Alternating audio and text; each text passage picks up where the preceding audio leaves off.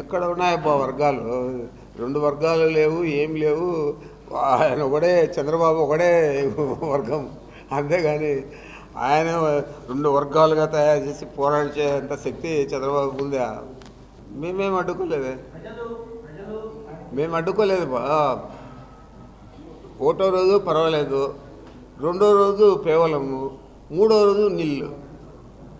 3 రోజులు ప్రోగ్రాంలో ఒకటో రోజు పర్వాలేదు, ఎందుకంటే ఆ పక్క ఒక ఈ నాయుడు ఉన్నాడు, అది కర్ణాటకలో ముండెత్తం నాయుడు అని, ఆయన ఏదో ఒక 1000 మందిని పంపించాడు.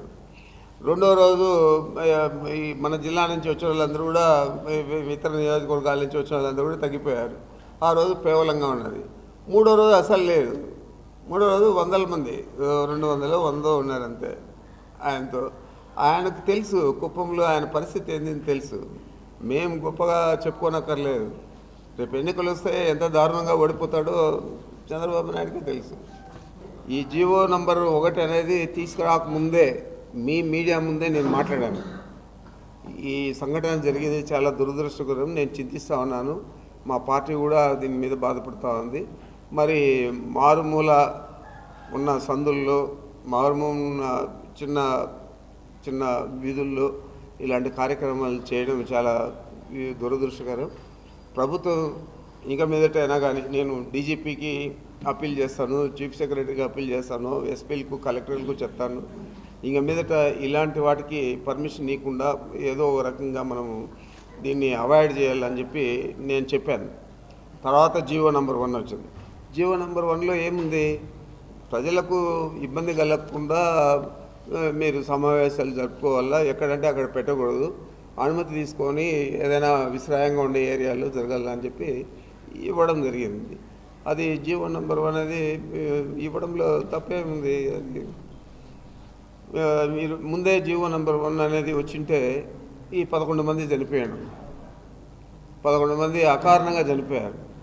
దీన్ని మామూలుగా అయితే చంద్రబాబు ఏమనంటాడు, ఇవి హత్యలు, 11 మందిని జగన్మోహన్ రెడ్డి గారు చంపేశారు, అతి క్రూరంగా చంపేశారు అని చెప్పింటాడు. నమ్ముతా ఉండవా నువ్వు? మీరంతా నమ్ముతా ఉన్నారా? చంద్రబాబు నాయుడు మాట్లాడేదానికి ఆయన చేతలకు పొంతన ఎప్పుడు ఉండదనేది మీకు తెలుసు, నాకు తెలుసు. ప్రత్యేకంగా మనం చెప్పాలంటే ఈ విధంగా చెప్తే మీ మీడియా ద్వారా రాష్ట్ర ప్రజలకు అంతా తెలుస్తుంది. రాష్ట్ర ప్రజలకు ముందే తెలుసు చంద్రబాబు నాయుడు ఎంత దుర్మార్గుడు, ఏ విధంగా నిజాన్ని అబద్ధంగా చేస్తాడు, అబద్ధాన్ని నిజంగా చేస్తాడు. ఈ విధంగా గోబల్స్ అనేది మనం ఎప్పుడో విన్నాం, మనం పుట్టకముందు ఉన్నాడు. ఆ గోబల్స్ ప్రచారం అనేది ఈ ప్రాచుర్యం లేకొచ్చిండేది చంద్రబాబు నాయుడు రాజకీయాల్లోకి వచ్చిన తర్వాత.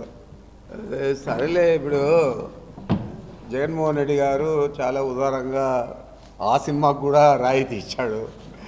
మరి ఈ మాట్లాడేదానికి మనకు నాలుక సరిగా ఉండాల, వాక్ శుద్ధి అనేది ఉండాల. అది లేనప్పుడు ఏదైనా మాట్లాడచ్చు. మా డిప్యూటీ సీఎం గారు దానికి కూడా జవాబు చెప్తారు.